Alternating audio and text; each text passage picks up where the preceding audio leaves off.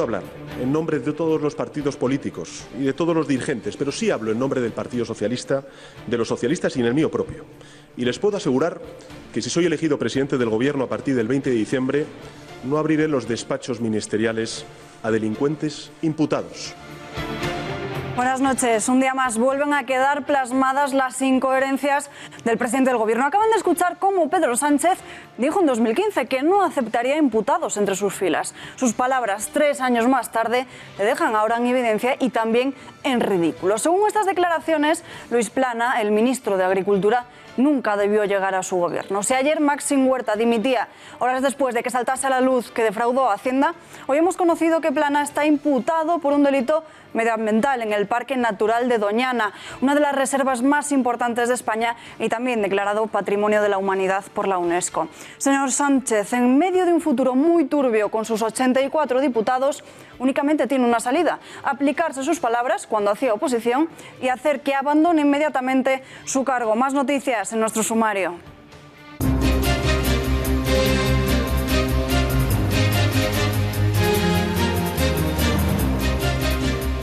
Los 629 inmigrantes llegarán un día más tarde al puerto de Valencia, este domingo. Y es que la travesía se ha complicado debido al tiempo. Una dura climatología con fuerte oleaje y viento que ha provocado que muchos de ellos tuviesen que ser medicados por sufrir fuertes mareos. Duermen ahora en el interior del barco para protegerse del mal tiempo y además han tenido que desviar su rumbo hacia la costa de Cerdeña para no sufrir esos efectos.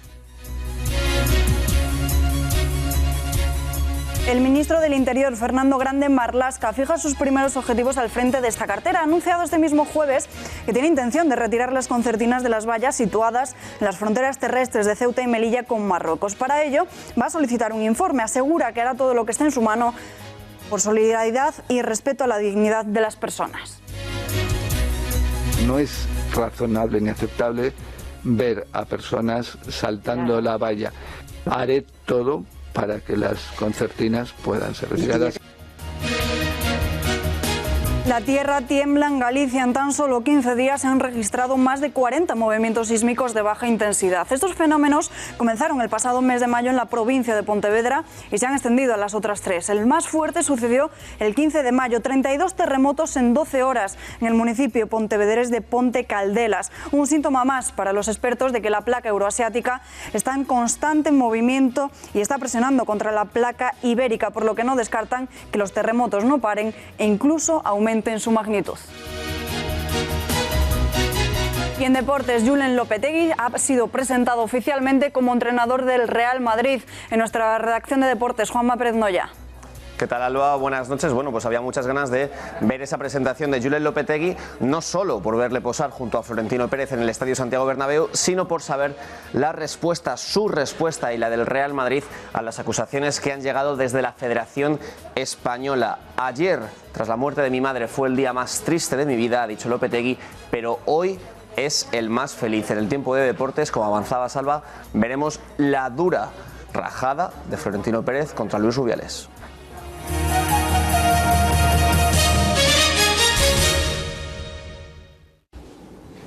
Prometo, por mi conciencia y honor, cumplir fielmente las obligaciones del cargo de Ministro de Cultura y Deporte, con lealtad al Rey, y guardar y hacer guardar la Constitución como norma fundamental del Estado, así como mantener el secreto de las deliberaciones del Consejo de Ministros. José Guirao es el nuevo ministro de Cultura y Deporte y esta mañana ha tomado posesión después de haber prometido su cargo ante el rey Felipe VI en un acto en el Palacio de la Zarzuela, que como sus compañeros del Ejecutivo ha sido sin símbolos religiosos y con la Constitución. Guirao ha subrayado su deseo de gestionar la cultura y el deporte desde el trabajo, la prudencia y la valentía. A las pocas horas de conocerse su nombramiento, ya fijó entre sus objetivos el refuerzo de la enseñanza de humanidades y la fiscalidad del sector como 2 de las prioridades de su mandato. Lo ha hecho en presencia del titular saliente, Maxim Huerta, que dimitió ayer después de que se conociera que había defraudado a Hacienda más de 200.000 euros al fisco entre 2006 y 2008. José Guirao es conocido por su faceta al frente del Museo de Arte Reina Sofía como director y desde sus inicios siempre estuvo muy ligado al Partido Socialista. Natural de Almería, licenciado en Filología Hispánica y especializado en la rama de literatura española. José Guirao, el nuevo ministro de Cultura y Deporte, guarda semejanzas con su antecesor Maxim Huerta, pero no en el currículum. Una de ellas es su perfil animalista y antitaurino. Hay que considerar a los animales iguales al hombre en inteligencia, sensibilidad y derecho a la vida. Esto lo dijo él hace un par de años durante la rueda de prensa de presentación de Capital Animal en la Casa Encendida de Madrid. Y realmente hay que empezar a considerar a los animales iguales, pero iguales en todo, iguales en inteligencia, en sensibilidad, en derecho a la vida. El nuevo titular de Cultura también tiene sombras durante su etapa como director general de la Fundación Montemadrid de Caja Madrid. Guirao se negó a personarse en el caso de las tarjetas Black y reclamar los 12 millones que podrían haber correspondido a la fundación. Pero no se puede decir que no tenga sentido del humor. Tras la dimisión forzada de Maxim Huerta por defraudar a Hacienda, esta mañana el nuevo ministro bromeaba así sobre ello. ¿Todo bien con Hacienda? Pues yo sí, de momento sí, no sé. Vamos a cruzar los dedos. Hasta el día de hoy sí, no sé, mañana espero que también. Más serio se ha mostrado cuando ha tenido que opinar sobre el nacionalismo catalán. Así se expresó en una entrevista a ABC el año pasado. Algunos catalanes entienden la diferencia cultural como superioridad. Este es José Guirao, el nuevo ministro de Cultura y Deporte, que aspira a pasar más desapercibido que su antecesor Maxim Huerta. Durante el traspaso de cartera, el ya exministro Maxim Huerta le ha regalado un libro de Paraíso inhabitado de su escritora favorita. El presentador también ha tenido tiempo para hablar de su rápida dimisión, aunque eso sí, palabras muy breves. Dice únicamente que pasa página. Bueno, como si de un libro se tratara, paso página, o de una obra de teatro cae el telón, y si esto fuera un concierto, no me pidáis bises. Muchas gracias a todos los que han estado. Le deseo muchísima suerte al ministro, disfruta de la cultura y del deporte, este es un lugar maravilloso. Al recibir la cartera de las manos de Huerta, Guirao le ha agradecido su labor y le ha alabado por haber dimitido. Una decisión que dice que para él será todo un ejemplo. Y también su generosidad por la manera impecable en que ha renunciado al ministerio. Muchísimas gracias y será un ejemplo para mí, tu ejemplo. Gracias, Maxim. Abandonar su cargo, el de Maxim Huerta, era una petición que desde las filas de la oposición llevaban exigiendo durante todo el día de ayer. La diputada popular Celia Villalobos se ha puesto refranera para hablar de la salida de Huerta. Villalobos asegura que debía salir no por la jauría en torno a él, sino porque él fue la jauría durante muchísimos años. ¿Tenía que dimitir Maxim Huerta, Celia Villalobos? Yo sí tenía que dimitir no tanto por lo que ha hecho como por lo que ha dicho él y su jefe, porque él ha sido la jauría durante tantísimos años. Entonces, el que nace cerdo, muere cochón, muere cerdo, no sé qué historia, pues igual. Vamos a desvelar cómo se vivieron esas horas desde que el Partido Socialista conoció que esa información iba a salir a la luz, provocando así una crisis interna en las filas del Ejecutivo. Lo que de verdad sucedió para que Maxim Huerta abandonase su cargo. Apenas 6 días separan estas dos imágenes. Maxim Huerta prometía su cargo y dimitía de él. El martes por la noche, Pedro Sánchez recibe una llamada del diario El Confidencial. Es el momento en el que le comunican que al día siguiente publicarían algo muy grave sobre su ministro más mediático. La siguiente llamada se produce en la mañana de ayer. El presidente telefonea a Huerta reprochándole que no le hubiese puesto al corriente de su fraude a Hacienda y le exige explicaciones públicas de forma inmediata. A cientos de creadores, muchos compañeros tuyos, nuestros de profesión, autores, locutores, actores, presentadores. Yo pagué lo correspondiente y asunto cerrado. Pasan las horas y la tensión aumenta. Los periodistas van dando cada vez más detalles y la opinión pública comienza a arder, mientras la oposición exige su dimisión. Nosotros exigimos al señor Sánchez, al presidente del gobierno que lo ha nombrado, le exigimos que lo cese. Un ministro que ha defraudado a la hacienda pública tiene que dimitir. Sánchez consulta a su círculo más cercano y 12 horas después de la publicación. Y para defender aquello que amas, a veces hay que retirarse. Y eso hago, porque yo amo la cultura y por eso me retiro. Maxim Huerta ya no podría seguir como ministro de Cultura y Deporte. Y atención, porque como es habitual cuando un ministro abandona su cargo, tiene derecho a una indemnización. Por sus 7 días al frente de esta cartera de Cultura y Deporte, podrá percibir algo más de 1.000 euros. Marta García Villanueva. Buenas noches, Alba. Pues así es. Ahora Maxim Huerta, que tal y como dijo ayer, se va haciéndose la víctima y queriendo dejar claro su humildad, además de con una pequeña indemnización. Y tal y como establece la ley, los exministros podrán cobrar una pensión indemnizatoria mensual del 80% del salario percibido durante el mismo tiempo que hayan ocupado el cargo y con un máximo de 2 años. Pero Huerta no llega ni al mes, por lo que solo cobraría lo equivalente a ese porcentaje del salario de esos 7 días. Tomando como referencia el último sueldo del anterior ministro de Educación, Cultura y Deporte, Íñigo Méndez de Vigo, el salario de Huerta rondaría los 70.368 euros anuales, lo que al mes serían 5.864 euros. El 80% de esa mensualidad serían 4.691 euros, que divididos en 30 días salen a 156 euros el día. Por tanto, el breve mandato de Huerta le reportaría 1.092 euros. A esa escasa cifra se le suma que la ley establece que Maxim no podrá recibir otras retribuciones públicas o privadas durante los siguientes 2 años a su mandato, aunque debido a la brevedad de su cargo puede que hagan una excepción.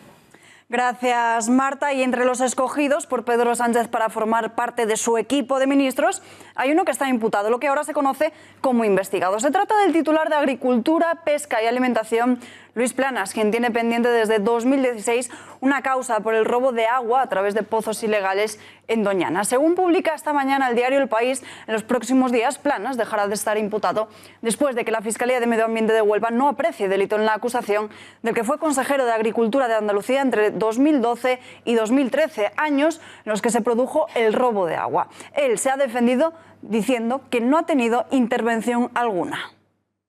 Ni yo era competente, ni he tenido intervención alguna, ni he tenido conocimiento. La Fiscalía lo ha dicho por escrito, con lo cual usted puede imaginar que confío plenamente en el proceso judicial. Una causa por el robo de agua a través de pozos ilegales en el espacio protegido de Doñana. Delitos que sucedieron entre los años 2009 y 2012. El ministro de Agricultura, Luis Planas, está investigado por un caso de robo de agua en Doñana cuando era consejero de la Junta de Andalucía. Planas está acusado de un delito medioambiental que data de 2009 a 2012, cuando supuestamente autorizó la captación ilegal de agua de Doñana a través de un pozo en una finca pública de Matalagrana, que tenía un convenio con la Junta. El parque de Doñana tiene desde hace años un problema con las captaciones de agua del acuífero 27, desde el que cientos de pozos extraen agua ilegalmente y de forma descontrolada. El auto de procedimiento abreviado se dirige contra 2 exalcaldes de Almonte, a los que atribuye un delito contra los recursos naturales y el medio ambiente, y procesa también a Luis Planas por tener conocimiento de la falta de autorización de los pozos y de la falta de autorización tanto del Ayuntamiento de Almonte como de los agricultores como cesionarios para utilizar agua de los pozos construidos. La Fiscalía de Medio Ambiente de Huelva, que prepara ya el escrito de acusación para el juicio, no aprecia delito en su actuación. Según avanza el diario El País, el Ministerio Público no acusará a Planas y archivará la causa en su contra. No obstante, a día de hoy, la imputación de Planas sigue siendo todo un dolor de cabeza para Sánchez cuando aún no se ha recuperado de la dimisión express de Maxim Huerta. Si ayer los demás partidos políticos pedían la dimisión de Maxim Huerta, hoy hacían lo propio con Luis Planas. Además, han pedido a Sánchez que deje de esconderse y dé la cara por las polémicas de las filas de su gobierno. No sé si el señor Planas da información o no al Comité Ejecutivo Federal, pero, hombre, un ministro imputado yo creo que lo mínimo que tiene que hacer es venir al Congreso y dar de forma urgente explicaciones. Vamos a ver poca reforma o ninguna, y lo que sí vamos a ver muchos gestos y mucha imagen de cara a la galería. Y me da la impresión de que esta no va a ser la última crisis de gobierno. Si continuara investigado e imputado, lógicamente tendría que dimitir, pero vamos a esperar cuál es el criterio de la Fiscalía, si finalmente deja de estar investigado, y queremos escuchar sus explicaciones. Tiempo ahora de analizar el gobierno socialista, y para ello hablamos ya con el periodista del Mundo, Luis Ángel Sanz, que está al otro lado de la línea telefónica. Luis Ángel, muy buenas noches. Buenas noches. Hoy escribes en El Mundo sobre cómo se gestó la dimisión de Maxim Huerta. ¿Qué provocó que Pedro Sánchez pasase de apoyarle a sentirse decepcionado y preferir su caída? En primer lugar, Pedro Sánchez pidió explicaciones al exministro ya, Maxim Huerta, y este se desplazó a la Moncloa y las explicaciones en un primer momento convencieron al presidente. le dijo que no había delito, le explicó que él estaba en paz con Hacienda, que había pagado todo lo que tenía que pagar en tiempo y forma. El problema es que recurrió la decisión de Hacienda y ese recurso dio lugar a 2 sentencias en su contra, que le condenaron por fraude fiscal. Las explicaciones primero a Sánchez le parecieron bien. Sin embargo, gran parte del gobierno del PSOE y también de los dirigentes más próximos a Sánchez de la Ejecutiva creían que Huerta estaba achicharrado y que iba a achicharrar a todo el gobierno si se le mantenía. Podía ser muy pronto reprobado por el Congreso y iba a convertirse en un quebradero de cabeza tremendo para el Ejecutivo. Luego se fueron sabiendo más cosas, que había gastado dinero en un chalet en la playa y que lo había imputado a sus gastos como autónomo, o sea, una serie de cosas que ya no eran tan explicables, y Pedro Sánchez cambió de opinión cuando vio más evidencias en contra del ministro, cuando vio que tenía muy difícil defensa y cuando mucha gente de su entorno le convenció de que lo mejor para él y para el gobierno era actuar de forma inmediata y expulsarlo.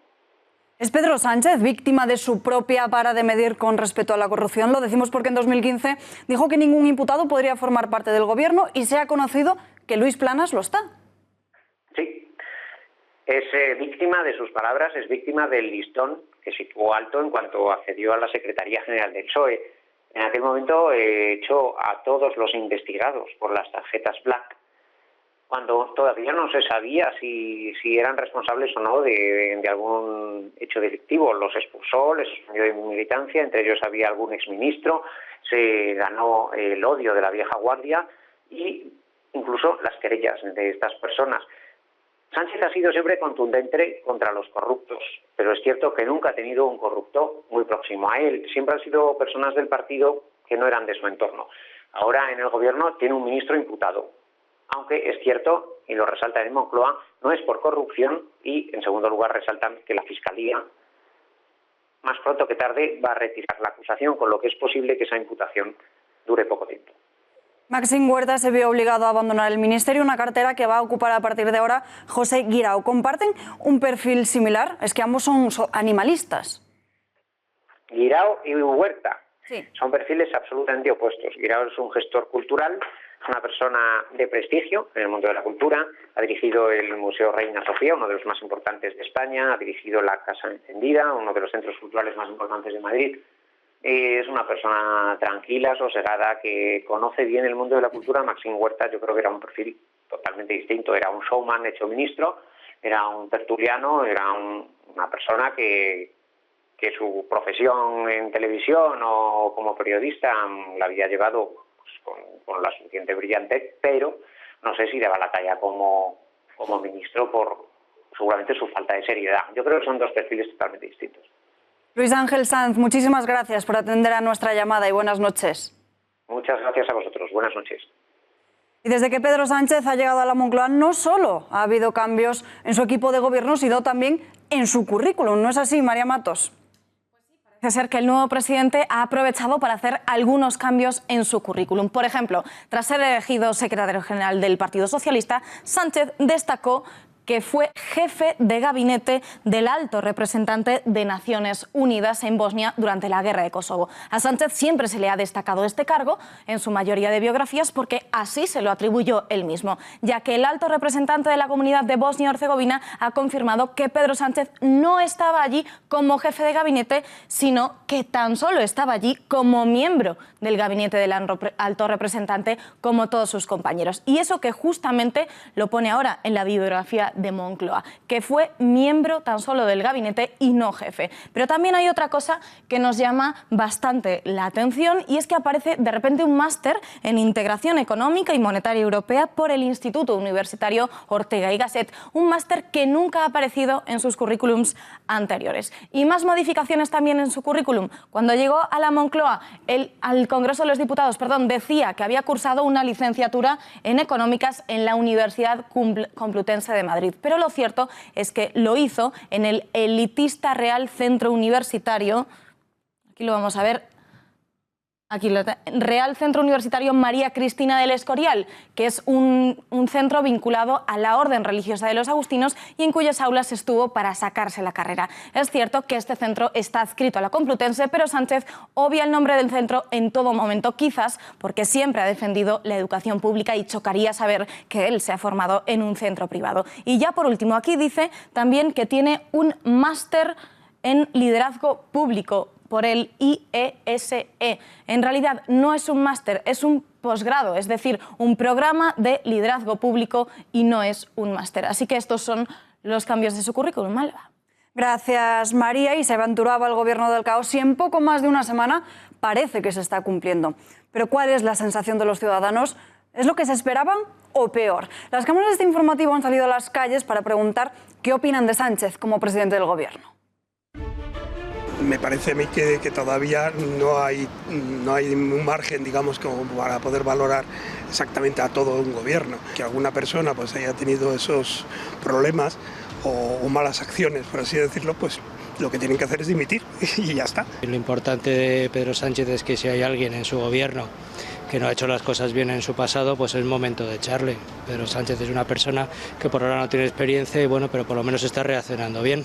Hombre, yo la verdad que no me esperaba mucho de un gobierno como el que tenemos, ¿no? Que aparte de haber hecho ser una coalición que es totalmente una locura, ha presumido muchísimo de ser limpios, ser transparentes, de no tener ningún delito. Y ahora estamos viendo pues, que prácticamente pues todos están manchados de alguna forma. Bueno, lo de Maxim Huerta me parece normal que haya dimitido, porque si el otro era corrupto, tampoco puedes poner un partido que esté tocado ya también por la corrupción. Pero por lo demás, no sé, no me parece tan mal tampoco. Esto lo único que demuestra es que no es igual ver los toros desde la barrera que salir con el morlaco a la plaza, y que es fácil criticar, pero nadie regala trigo. Bueno, por lo menos yo creo que ha sido un gobierno, diría que lo ha formado un poco improvisado, ¿no? Sí es verdad que está decepcionando un poco en el sentido que sí lo ha traído como cambio y bueno, de momento no parece que haya empezado con muy buen pie. Yo creo que Pedro Sánchez debería hacérselo mirar un poquito. Es decir, que si nombra ministros que investigue antes, porque si Maxim Huerta ayer dimitió y Pedro Sánchez se supone que no sabía de su imputación por un caso de malversación o de fraude fiscal, yo creo que debería investigar a sus ministros antes de nombrarlos.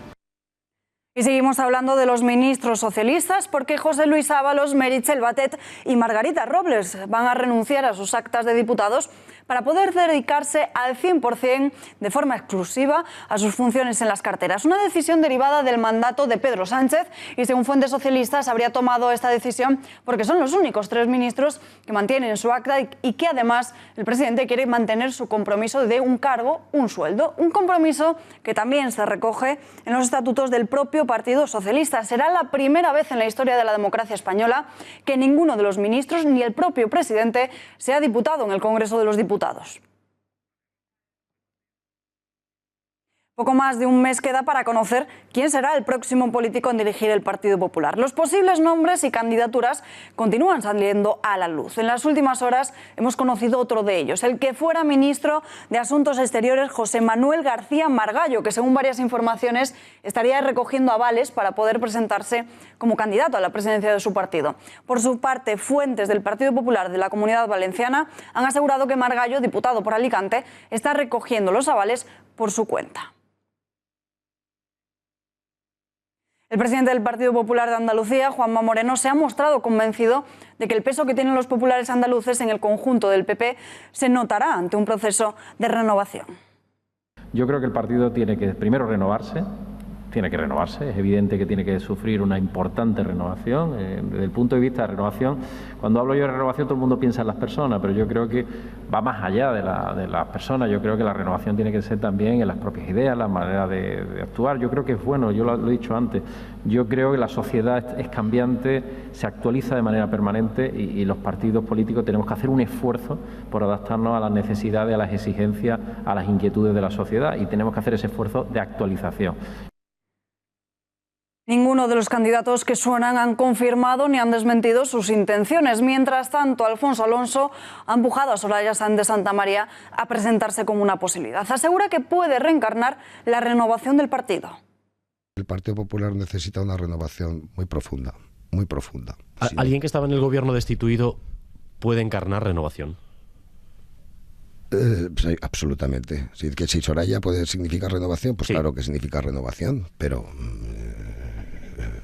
de manera clara, que lo que hay que hacer es renovar. Hablamos de todo ello, del futuro del Partido Popular, con Pepe García Saavedra, periodista de La Gaceta. Nos vamos en directo hasta su redacción. Pepe, muy buenas noches. Buenas noches, Alba. Varias fuentes sostienen que José Manuel García Margallo estaría recogiendo avales para poder presentarse como candidato a la presidencia de su partido. ¿Lo está haciendo a espaldas de la dirección regional del partido en Valencia? Pues así es, varios días llevan sonando el nombre de José Manuel García Margallo como que estaba en las quinielas para acceder para presentarse a las primarias para el liderazgo del Partido Popular, y hoy finalmente fuentes populares sí han confirmado que el exministro está recogiendo avales pues para presentarse en esta contienda y dar la batalla a Sanz de Santamaría y Núñez Feijóo, que son los otros dos nombres que están sonando. Como decías, lo hace a espaldas del PP de la Comunidad Valenciana. Él es diputado por Alicante y pertenece a esa filial popular, y en el partido no dan apoyo ni pública ni privadamente al exministro. Dicen que es una aventura que está tomando él en solitario. Su perfil democristiano es posiblemente muy similar al de Alberto Núñez Feijóo, que mencionabas ahora. ¿Son incompatibles ambas candidaturas?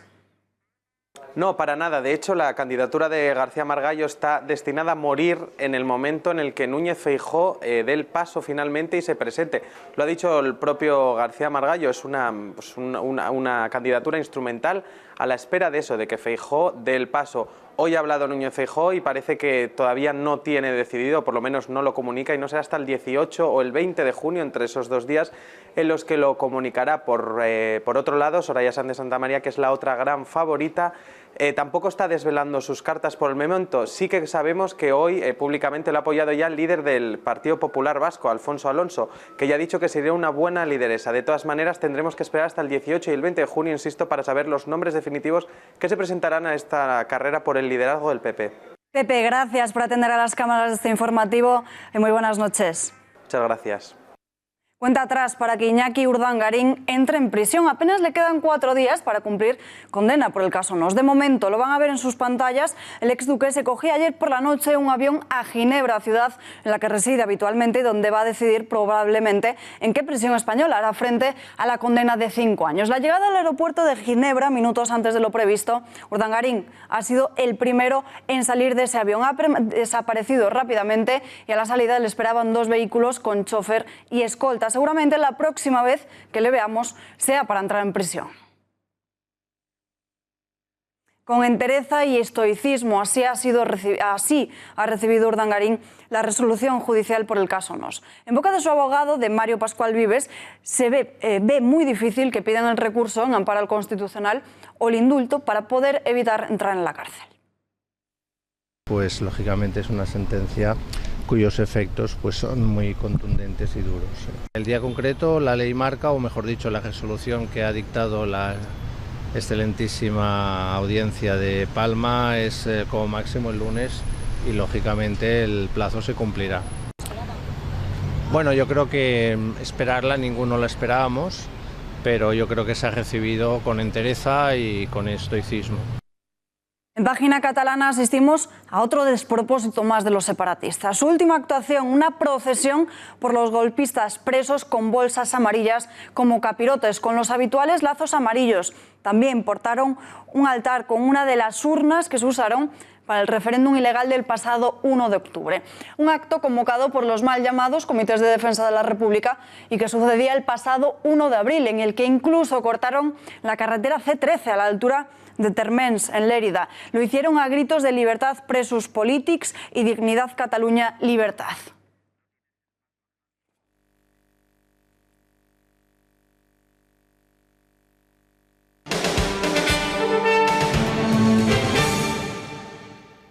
Y el comisionado sobre memoria histórica se disuelve. Lo hará a partir de este viernes tras un largo recorrido de encuentros con el Ayuntamiento de Madrid, dirigido por Manuela Carmena. Conectamos en directo con nuestra redacción de informativos. Javier Torres, muy buenas noches. Buenas noches, Alba. Efectivamente, bueno, Mauricio Valiente, teniente de alcalde del Ayuntamiento de Madrid, ha sido uno de los principales culpables de esos desencuentros entre el comisionado de la memoria histórica y el Ayuntamiento de Madrid, gobernado por Manuela Carmena. El principal desencuentro se produjo sobre el memorial de los fusilados en el cementerio de la Almudena durante la posguerra entre los años 1939 y 1944. Valiente, de Izquierda Unida, venía del Partido Comunista, quería que apareciesen los nombres de todos los fusilados. Hay que tener en cuenta que muchos de ellos eran asesinos y también violadores que estaban en el Madrid rojo, el Madrid de la Guerra Civil del año 36 al 39. El comisionado se opuso, quería hacer un memorial genérico. Además, como decimos, mañana ya pues se acaba este comisionado de la memoria histórica, pone fin después de cumplir su objetivo de cambiar 52 calles en la capital de España. No ha podido cambiarlas todas porque la justicia ha paralizado el cambio de algunos nombres, por ejemplo el de caídos de la División Azul, los hermanos García Noblejas, o también la de el general Millán Astray. Gracias, Javier, y buenas noches. Buenas noches. Hablamos de todo ello con Guillermo Rocafort, portavoz de la Asociación Millán Astray. Señor Rocafort, muy buenas noches. No sé si nos puede escuchar el señor Rocafort. Sí, les estoy escuchando. Muy buenas noches. Buenas noches. ¿Ha sido el teniente alcalde de Madrid el detonante de la disolución del comisionado de la memoria histórica debido al monumento en memoria de los fusilados en el cementerio de la Almudena entre el 39 y el 44? ¿El trabajo de su plataforma ha influido en la decisión del comisionado?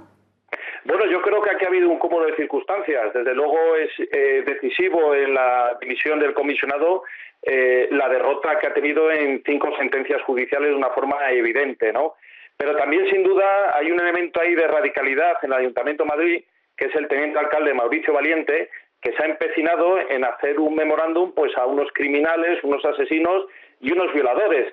Entonces el comisionado ha dimitido, digamos, y yo creo que no debía haber dimitido, debía haber asumido su responsabilidad y haberse opuesto dentro del ayuntamiento a ese memorial, porque da la sensación de que de alguna forma este comisionado, en el momento de la verdad, se ha retirado en la planta batalla, ¿no? Entonces, bueno, en ese caso creemos que debería haber plantado cara a esta aberración histórica que va a suponer hacer un memorial a criminales y asesinos. Sabemos que muchos de los que fueron fusilados durante la posguerra en Madrid habían cometido delitos de sangre. ¿Es este el motivo por el que el comisionado no quiso personalizar en ningún fusilado? Bueno, pues sí, la verdad es que sí, porque el comisionado aquí ha adoptado una actitud bastante maniquea, bastante equidistante, y al final, cuando uno se mete en un Senegal, acaba salpicado, ¿no? Entonces, no hay que olvidar que Madrid sufrió desde el 18 de julio del 36 hasta su liberación en el año 39 un régimen de terror rojo que sin duda, la propia memoria histórica debía de recoger. Entonces, lo que no se puede es contemporizar con planteamientos como el de la extrema izquierda. Nosotros, desde luego, en la plataforma Millán Astray, que hemos conseguido mantener la calle del General, porque data del año 1924, abogamos por una reconciliación de todos los madrileños y por saber la verdad y, sin lugar a dudas, por la reconciliación, que es lo que ni el comisionado ni el Ayuntamiento de Madrid han trabajado por ello, sin duda. El objetivo de Carmena era cambiar 52 calles de Madrid, algunas de ellas paralizadas por la justicia, como es el caso de la calle General Millán Astray, que a pesar de ello ya ha sido cambiada. ¿Confían en recuperar el nombre original? Bueno, por supuesto, porque nos asiste la razón, nos asiste la ley, y este ayuntamiento, esta alcaldesa y este teniente alcalde, Mauricio Valiente, están en la insumisión jurídica, porque realmente nosotros nos hemos ceñido a los protocolos y la justicia nos ha dado la razón. Entonces estamos esperando, de hecho hemos enviado esta mañana un comunicado fehaciente a la propia alcaldesa para que automáticamente restaure las placas, actualice las bases de datos y aparezca el nombre de General Millán Astray reconocido. Y es más, hemos pedido incluso un acto de desagravio, un acto de perdón del Pleno del Ayuntamiento de Madrid, porque todos hay que reconocer que votaron a favor o se abstuvieron. No hay ni un solo concejal en España que defendiera la verdad histórica que de esa calle es del año 24. O sea que de alguna forma ahora mismo el Ayuntamiento de Madrid está al margen de la ley, pero bueno, vemos que les queda un año y yo creo que van a apostar por la máxima radicalidad y el máximo odio. Frente a ello, pues asociaciones como la que de la que yo soy portavoz y secretario abogamos precisamente por todo lo contrario, que es la reconciliación, paz y concordia, y mirando hacia el futuro y abrazados todos los españoles sin distinción de ideología ni de creencia ni de ningún tipo, ¿no?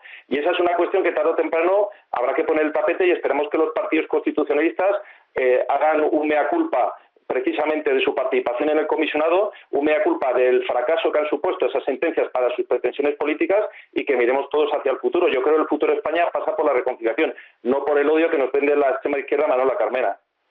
Pues Guillermo Rocafort, muchísimas gracias por estar con nosotros y buenas noches. Muy buenas noches.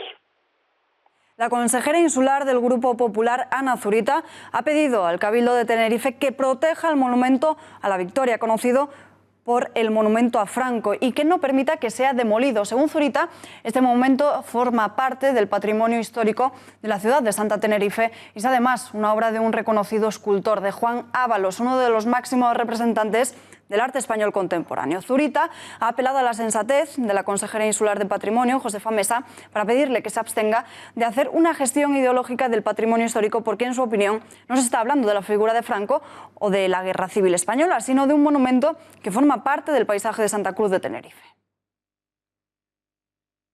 Y nos vamos hasta sucesos. En estado crítico, un médico tras ser golpeado con una barra de hierro por el hijo de un paciente. Conectamos en directo con nuestra redacción de informativos. Miriam Olivas, muy buenas noches. ¿Qué es lo que ha pasado? Cuéntanos. Buenas noches, Alba. Así es, hay un médico en estado crítico tras recibir un duro golpe con una barra de hierro. Los hechos han sucedido en Toledo la pasada madrugada en la calle Cura de Camarena. El médico se trasladó para hacer un servicio a domicilio a esa vivienda y se encontró al padre de un joven de 29 años agredido por su propio hijo. Cuando quiso atenderle, ese joven también le agredió a él con una barra de hierro que le propinó un fuerte golpe en la cabeza y le creó un traumatismo cráneoencefálico. El joven estaba bajo los efectos de la droga y del alcohol y ya está detenido. Esta mañana ha hablado el consejero de Sanidad de Castilla-La Mancha y ha dicho lo siguiente. Quería comenzar pidiendo una pronta recuperación para el compañero, para el médico que ha sido agredido en la madrugada del día de hoy en Camarena en un aviso a domicilio. Está en este momento en el Hospital de Virgen de la Salud, ha sido recientemente operado y esperemos que vaya bien. Estamos acompañando a la familia. El Corte Inglés destituye a su presidente Dimas Gimeno, una presidencia que a partir de ahora la va a ocupar el que fuese consejero delegado, Jesús Nuño de la Rosa. Es la primera vez que una persona ajena a la familia se va a encargar de la presidencia y también la primera que se produce una destitución de este puesto. Se ha producido esta mañana durante una reunión de los consejeros y ha sido aprobado por unanimidad, con 8 votos a favor y una abstención, la del jeque catarí. Y hablamos de esta destitución con Fernando Valls, periodista de lainformación.com. Le saludamos ya. Fernando, muy buenas noches. ¿Qué tal? Buenas noches. ¿Supone el nombramiento de Nuño de la Rosa el fin del conflicto interno del grupo? Pues parece ser que no, todo lo contrario. El conflicto ha vivido una etapa, pero la guerra todavía no ha terminado. Y es que la actitud de Dimas Gimeno pues no hace prever que el conflicto va a terminar o se va a pacificar la situación. Dimas Gimeno pretende impulsar este consejo que ha acabado con su nombramiento y lo que nos cuentan es que el cabreo que tiene es importante, de forma que todo indica que se va a revolver y presentar en los próximos días alguna impugnación a este consejo. Podemos deducir, por tanto, que las hermanas Álvarez son triunfadoras en la lucha que ha vivido el Corte Inglés durante estos últimos años. Bueno, han ganado la primera batalla, que no es poca cosa. Primero han acabado con la etapa de su primo, que al frente de la compañía, y han colocado una persona de su confianza como es Nuño de la Rosa. Primera batalla ganada, pero no la guerra, ya decimos. Se avecina un verano intenso, y es que el Corte Inglés celebrará el último domingo de agosto su histórica Junta de Accionistas. Veamos ahí lo que ocurre, y si continúa Dimas Gimeno como consejero del grupo, también tiene que salir del órgano de dirección de la compañía. El nuevo presidente del Corte Inglés, Nuño de la Rosa, no es familia directa de sus fundadores, pero tampoco es un desconocido, dado que tenemos entendido que contaba con la plena confianza de Isidoro Álvarez. Sí, en efecto, al término del Consejo de Administración se ha abierto un apartado de ruegos y preguntas y internamente los consejeros han destacado que Nuño de la Rosa es una persona de la máxima confianza del fallecido Isidoro Álvarez. De hecho, él le nombró en 1997 director general del Viajes El Corte Inglés. Desde 1997 hasta 2017 ha estado al frente de una división importante de la compañía. De hecho, solía decir el fallecido presidente del Corte Inglés, Isidoro Álvarez, que Nuño de la Rosa era el directivo más joven que él había incorporado a su equipo de dirección. Por tanto, efectivamente, de la máxima confianza del expresidente del Corte Inglés. Y ya por último, ¿cuáles son los principales retos a los que se va a enfrentar De la Rosa? ¿Podremos ver dentro de poco a la compañía cotizando en bolsa? Sí, efectivamente, la salida a bolsa es un reto previsto pero no decidido, y es que las hermanas Álvarez no estaban de acuerdo con el deseo de ya el expresidente Dimas Jimeno de sacar a bolsa a la compañía. Ese es uno. El otro es ver que cómo se reinventa la compañía para plantar cara a gigantes como Amazon o Alibaba, o sus dos máximos competidores ahora mismo en España. Y en tercer lugar, ver hacia dónde van los centros comerciales del Corte Inglés. ¿Van hacia un lujo tipo Harrods, por ejemplo, en Londres? ¿Como van hacia un modelo de negocio tipo las Galerías Lafayette en París? ¿O van hacia un modelo como el actual? Es una decisión que tendrá que tomar el nuevo presidente, ya lo decimos, en los próximos meses. Fernando, gracias por tu análisis y muy buenas noches. Gracias a vosotros y buenas noches. Y esta noche en El Gato al Agua viajamos hasta Mallorca. Podemos decir que es un gato viajero. Hace 2 semanas Ávila y hoy Palma de Mallorca. Conectamos ya con Gonzalo Vans. Gonzalo, muy buenas noches. Muy buenas noches, Alba. Pues efectivamente, aquí estamos en Palma de Mallorca. Espero no dar mucha envidia a los espectadores porque hoy vamos a tener un gato espectacular. ¿Por qué hemos viajado hasta Palma? Efectivamente, estamos en esa vocación de un gato al agua itinerante. Estuvimos en Ávila, hemos estado en muchas localidades en lo que llevamos de año y hoy en Palma de Mallorca.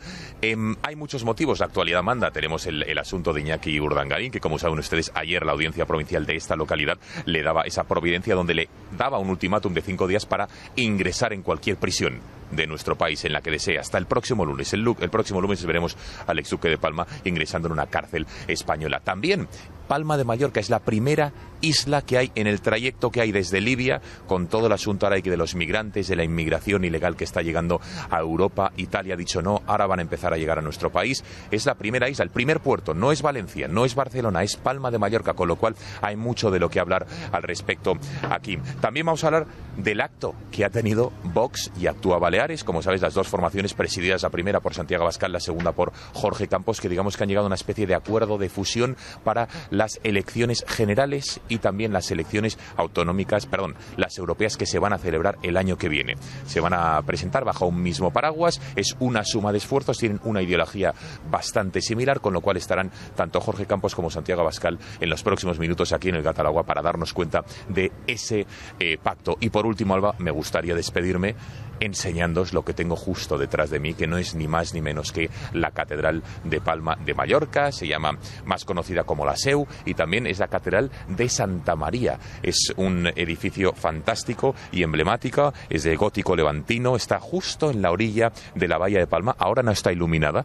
Cuando empiece el Gato al Agua hemos pedido a los servicios municipales que nos la iluminen para todos nuestros espectadores, y como ven está sobre unas murallas romanas y renacentistas protegiendo a esta ciudad. Con esta fantástica imagen, Alba, nos despedimos. Ya lo saben que tienen una cita nuestros espectadores a las 10 menos cuarto de la noche en el Gato al Agua, aquí desde Palma de Mallorca.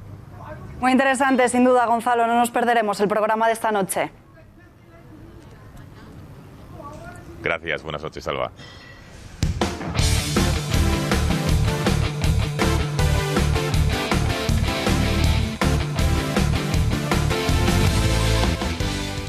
Me siento parte de la familia del Real Madrid y, insisto, ayer fue un día, posiblemente desde la muerte de mi madre, el más triste de mi vida.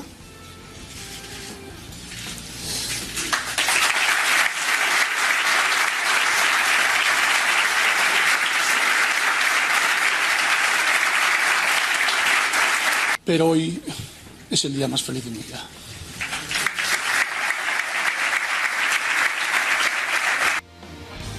Juanma Pérez Noya, muy buenas noches. Muy emocionado Lopetegui en su presentación.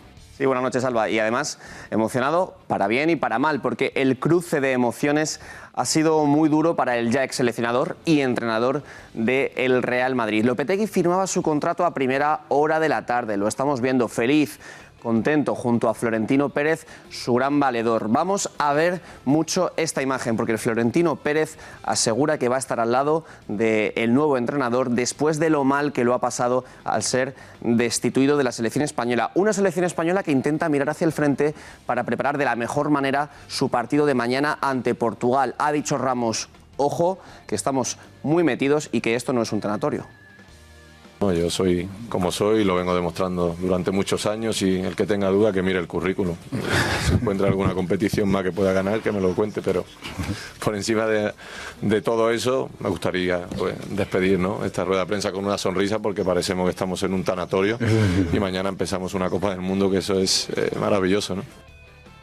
Bueno, la Copa del Mundo ya ha comenzado con victoria clara de Rusia ante Arabia Saudí. Florentino Pérez en esta presentación ha cargado de manera muy dura contra Luis Rubiales, al que acusa de mentir y de aprovechar la situación, el nuevo fichaje de Julen Lopetegui, para atacar al Real Madrid. El Real Madrid y Julen Lopetegui habían alcanzado un acuerdo en tan solo unas horas, un acuerdo al que llegamos en el ejercicio de la libertad de ambas partes. No hay precedentes en la historia del fútbol que un entrenador de cualquier selección nacional, en el ejercicio de su plena libertad, llegue a un acuerdo de trabajo con un club de fútbol para después de un mundial o de una competición europea, americana, africana, de cualquier continente del mundo, y que ese acuerdo haya sido considerado por alguien como un acto de deslealtad que pudiera dificultar de alguna manera los triunfos y los retos que se persiguen. Se fue transformando en lo que parece una absurda reacción de orgullo malentendido y alimentada por aquellos para los que cualquier motivo es bueno, con tal de intentar desprestigiar al Real Madrid. Un club, el Real Madrid, que por otro lado se siente orgulloso de haber contribuido a la grandeza y a los éxitos de la selección española. Siempre digo lo importante que es la unidad de todo el madridismo, que crece exponencialmente en España y en el mundo para poder seguir siendo el club más querido, respetado y admirado.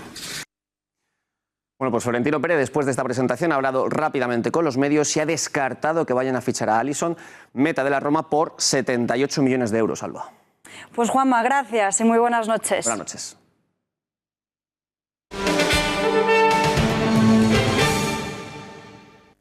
En página internacional, nuevo flujo de roca fundida de 49 metros a través de una nueva fisura en el volcán Kilauea. Ubicado en la isla estadounidense de Hawái, ha sido de nuevo escenario de una nueva explosión, según el Servicio Geológico de los Estados Unidos. El organismo ha detallado en un comunicado a través de su página web que la actividad sigue alimentando el creciente flujo canalizado que está entrando en el océano en Capó y que pueden producirse además nuevas erupciones. Argentina da luz verde a la legalización del aborto. Este mismo jueves el debate ha llegado a la Cámara de los Diputados del país y también a las calles de Buenos Aires. Una votación que ha durado más de 20 horas y que ha terminado con 129 votos a favor y 125 en contra. Argentina también sucumbe al aborto, al menos de momento. El Congreso ha aprobado por 129 votos a favor, 123 en contra y una abstención despenalizar el aborto hasta el cumplimiento de la semana 14 de gestación. La reforma de la ley, que ha recibido luz verde en la Cámara de los Diputados, deberá ser refrendada ahora en el Senado para la eventual sanción definitiva. El Código Penal vigente desde 1921 en el país sudamericano consideraba el aborto un delito, aunque contempla que no es punible cuando corre peligro la salud de la mujer o si el embarazo es producto de una violación. El texto aprobado despenaliza cualquier aborto hasta la semana 14 de gestación, no solo en los actuales supuestos por violación o cuando la salud de la madre está en riesgo, y establece que si la gestante es menor de 16 años se debe realizar con su consentimiento. Las autoridades de los principales partidos han dado libertad de conciencia a sus diputados, incluido el presidente Mauricio Macri del conservador Cambiemos, como fuerza mayoritaria de la Cámara Baja. Si finalmente el Senado aprueba la ley, Argentina habrá cedido a las presiones del lobby abortista, que sigue logrando que atentar contra la vida sea considerado un derecho. Hora de hablar de los Mossos de Escuadra y en concreto de los agentes dentro del cuerpo que defienden la Constitución española y la unidad de nuestro país. A estos Mossos, junto con los de la Policía Nacional y la Guardia Civil en Intereconomía, siempre se ha luchado por defender sus derechos mediante un compromiso muy firme. En Intereconomía siempre lo hemos tenido claro. Nuestro bando es el mismo que el de las fuerzas y cuerpos de seguridad del Estado. Por eso, cuando la izquierda más radical y el independentismo les han atacado, hemos salido en su defensa. Solo en Intereconomía hemos denunciado desde el primer momento lo injusta que era la brecha salarial. Solo esta casa ha dado la cara para reclamar lo legítimo, que la policía y la Guardia Civil cobren lo mismo que los Mossos o los ertzainas. Desde comienzos de 2017, cuando comenzaron sus reivindicaciones, hasta el día de hoy. ¿Cuál es el estado de ánimo, que entiendo yo que es desánimo por parte de la Guardia Civil, al saber que cobra más y en muchas ocasiones por hacer lo mismo? Desazón, desánimo, ¿cómo se sienten ustedes? La situación es de hondo desánimo, porque además los guardias civiles, además de que percibimos un sueldo más bajo, nos han crecido el número de personas a las que atender. Somos muchos los que tenemos que atender a otros familiares que se encuentran en esas situaciones de paro, desempleo, incapaces, mayores y menores dependientes, con lo cual nuestro sueldo, además de menguar, porque igual que todo el salario de la función pública ha menguado, además se tiene que estirar dentro de las casas para poder hacer frente a los gastos. Por ello, cuando las fuerzas independentistas les atacan, nos duele como si nos golpeasen a nosotros mismos. Por tanto, en Intereconomía siempre tendrán voz aquellos mozos perseguidos por creer como nosotros en la unidad de España. ¿Por qué ha decidido, en primer lugar, dar un paso y romper su silencio en esta entrevista en televisión para contar y analizar y hablar de cuál es la situación del día a día que vive usted y otros compañeros del cuerpo policial? Todos tenemos miedos a tener represalias por parte de la División de Asuntos Internos y por parte de mandos, ya que si denunciar situaciones que son irregulares, esto nos llevará a un callejón sin salida. Estamos expuestos pues, a pequeñas sanciones disciplinarias, pequeñas anotaciones, pequeños acosos, mobbings. De cualquiera que esté un poquito familiarizado con la vida de función pública y el tema administrativo, el tema disciplinario, efectivamente, hay multitud. Piensa una cosa, que incluso hay articulados que pueden ser medio cajones desastre. Hostia, usted hoy no se ha afeitado, hostia, usted ha una réplica desatenta. El tema es cómo se encaran esos errores, cómo se pueden encarar esos pequeños fallos disciplinarios, reales o creados para causarnos pérdida de destino, incluso en casos extremos pérdida de trabajo. Por todo ello deben tenerlo claro. Mientras Intereconomía exista, daremos voz a todos aquellos que luchan por nuestra seguridad y por la unidad de España. Nosotros no miramos hacia otro lado. Nosotros siempre estaremos al lado de nuestra policía y de nuestra Guardia Civil. Soy Serafín Giraldo, portavoz de la Unión Federal de Policía y uno de los representantes de los sindicatos policiales en Unidad de Acción, SUB, CEP, UFP y SPP. Quisiera agradecer públicamente a Intereconomía su ayuda, su apoyo y su difusión en nuestro trabajo para conseguir la equiparación salarial que ya hemos firmado y concretado los anteriores sindicatos representativos en un proceso que finalizará el 1 de enero del 2020, cuando por fin un policía y un guardia civil cobren lo mismo que un mozo de escuadra. Muchísimas gracias a Intereconomía. Después de lo que acaban de ver, queda demostrado que en esta casa siempre hemos apostado por defender y dar voz a quienes más lo necesitan, además de estar al lado de los cuerpos y fuerzas de seguridad de nuestro país. Y es por ello, si ustedes, los espectadores, también se sienten identificados con los valores que aquí día tras día defendemos, les pedimos nuestra más sincera ayuda. Quizás hayan visto que estamos buscando patrocinadores, gente que como ustedes creen que somos necesarios. Con una pequeña colaboración de 6 euros al mes, 20 céntimos al día, podrán convertirse en patrocinadores y así conseguir hacer que Intereconomía pueda seguir adelante. Para ello simplemente tienen que llamar al 910 86 76 36, repito, 910 86 76 36, y así ayudarnos a defender lo que nadie más defiende, a contar lo que nadie más cuenta y sobre todo a poder seguir adelante. Muchísimas gracias. Y antes de despedirnos, como cada 14 de junio, como cada año desde 2004, como iniciativa de la Organización Mundial de la Salud, se celebra el Día Mundial del Donante de Sangre, una fecha que persigue los objetivos de mostrar el agradecimiento a las personas donantes voluntarias y también de sensibilizar a la población sobre la necesidad de donar de forma regular para garantizar la calidad, la seguridad y la disponibilidad de las transfusiones de sangre y sus productos, que ayudan a salvar a millones de vidas al año. Y a nosotros se nos ha terminado el tiempo, les tenemos que dejar, volvemos mañana a las 8:30 con más información, pero no se marchen, les dejamos como siempre con el tiempo, tiempos modernos y también ese programa especial del Gato al Agua desde Mallorca. Que tengan una buena noche, hasta mañana.